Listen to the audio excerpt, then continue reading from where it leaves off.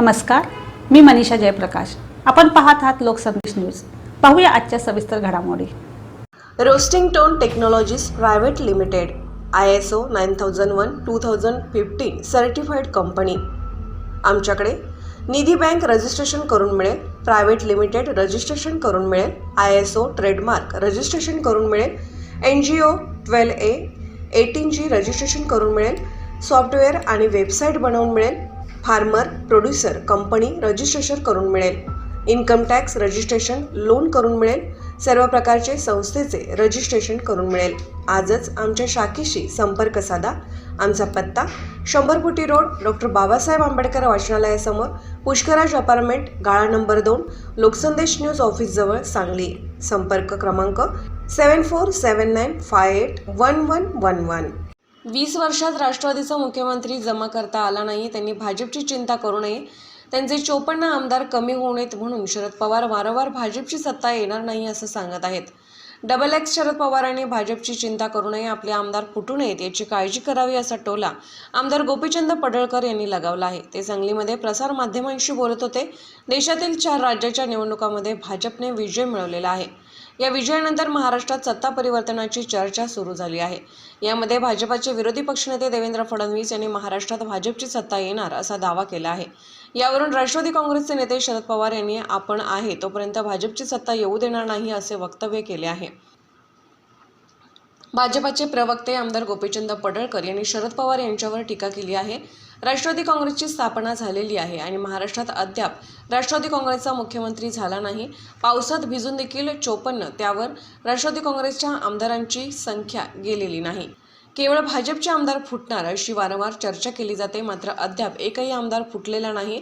मात्र आता देशातल्या अनेक राज्यांमध्ये भाजपची एकहाती सत्ता येत आहे आणि अशा परिस्थितीमध्ये आपल्या 54 आमदारांपैकी कोणीही फुटू नये म्हणून शरद पवार वारंवार महाराष्ट्रात भाजपची सत्ता येणार नाही असं वक्तव्य करत आहेत. पण त्यांनी भाजपची चिंता करू नये, आपल्या पक्षाची चिंता करावी आणि आपले आमदार फुटू नयेत याची काळजी करावी असा टोलाही लगावला आहे.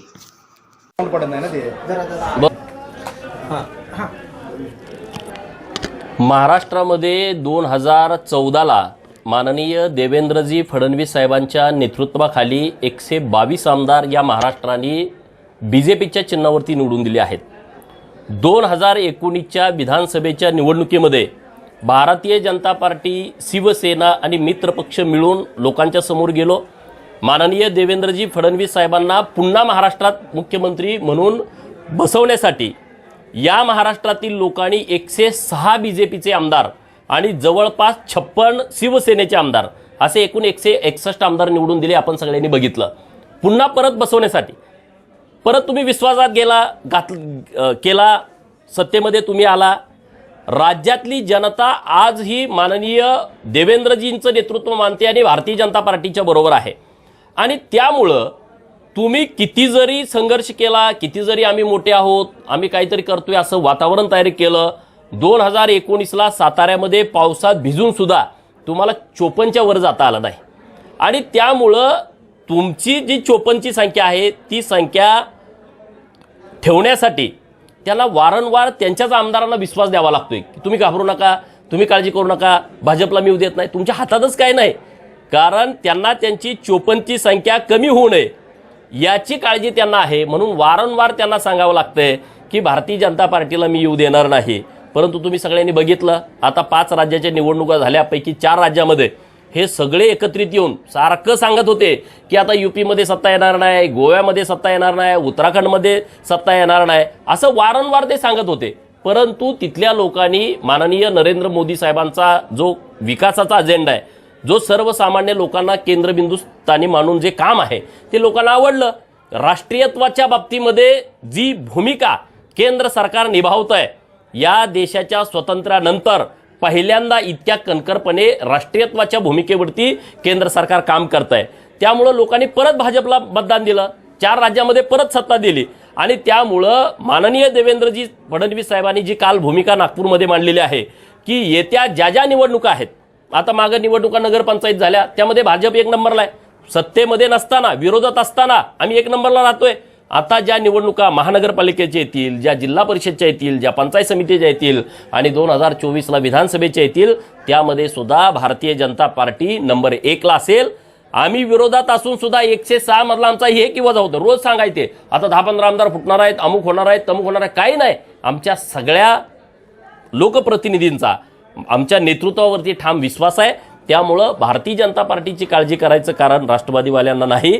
त्यांनी त्यांच्या पक्षाची काळजी करावी. त्यांचे आमदार कसे परत शाबूत तेवढेच राहतील, त्यामध्ये काही गळती होऊ नये याची काळजी त्यांनी घ्यावी. आत्तापर्यंत तुमचा पक्ष स्थापन झाल्यापासून तुमचा मुख्यमंत्री का बसवता आला नाही?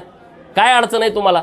तुम्ही जर सगळ्या देशाचं नेतृत्व करायची भूमिका घेताय, सगळ्या देशातल्या राज्यातल्या सगळ्या राजकीय घडामोडीवरती तुम्ही भाष्य करताय, तिथं तुमचं मत व्यक्त करताय, मग या महाराष्ट्रामध्ये तुम्हाला तुमचा राष्ट्रवादीचा नेता मुख्यमंत्री म्हणून का बसवता आला नाही याचं उत्तर तुम्ही राज्यातल्या लोकांना द्या.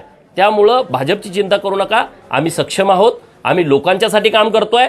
आम्हाला लोकांनी सत्तेमध्ये येण्याचा कौल दिलेला असताना, सत्तेमध्ये येण्याचं जनमत दिलेलं असताना सुद्धा आमच्या पक्षाला विरोधात तुम्ही विश्वासघातानं बसवलंय.